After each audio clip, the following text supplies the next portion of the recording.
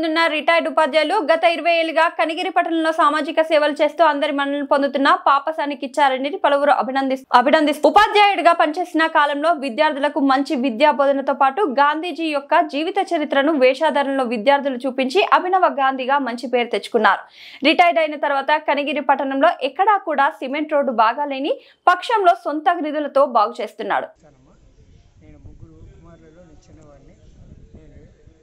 టీచర్గా కాకముందు కూడా సమాజ సేవలు చేస్తూ ఉండేవాడిని. రిటైర్ అయిన తర్వాత పూర్తి సేవలు ప్రజాసేవకే అంకితమైపోయాయి.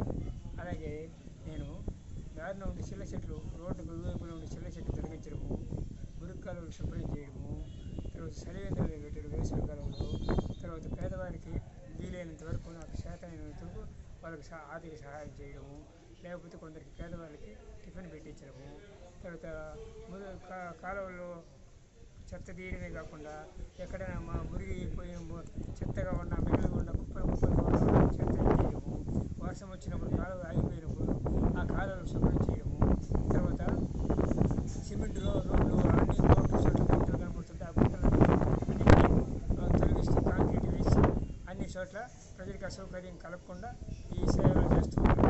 ఇదేవిధంగా గాంధీ స్వరాజ్యం తెచ్చాడు. ప్రజల కోసం ప్రజాస్వామ్యయుతంగా పరిపాలిస్తూ ప్రజల కోసం పాటుపడుతూ చేస్తున్నాడు. ఆ ప్రజల కోసం పాటుపడే నాయకులు సరిగా పాలించకపోయినందువల్ల ఇట్లా పాలన ఇట్లా ఉండకూడదు, ఇట్లా ఉండాలా అని కోరుతూ ప్రజలకు ఆ పాలకులకి గుర్తు చేస్తూ సమాజ సేవని చేస్తూ ఉన్నాను. పాలకులను ఆ విధంగా పరిపాలన చేయవలసిందిగా కోరుకుంటూ ప్రజాస్వామ్యాన్ని కాపాడవలసిందిగా, ఆ గాంధీ యొక్క ఆశయాన్ని నిలబెట్టవలసిందిగా, గాంధీ తెచ్చిన స్వరాజ్యాన్ని నిలుపుదాము. మనం అందరం కలిసి మనము స్వరాజ్యాన్ని సాధించుకున్నాము.